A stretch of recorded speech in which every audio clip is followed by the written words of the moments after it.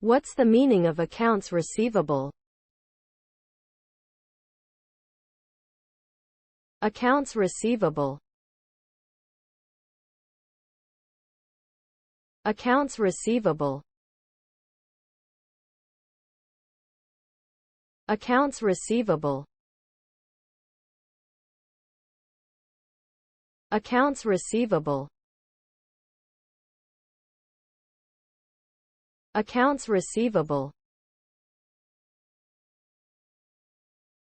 Accounts receivable refers to the money owed to a business by its customers for goods or services that have been delivered but have not yet been paid for.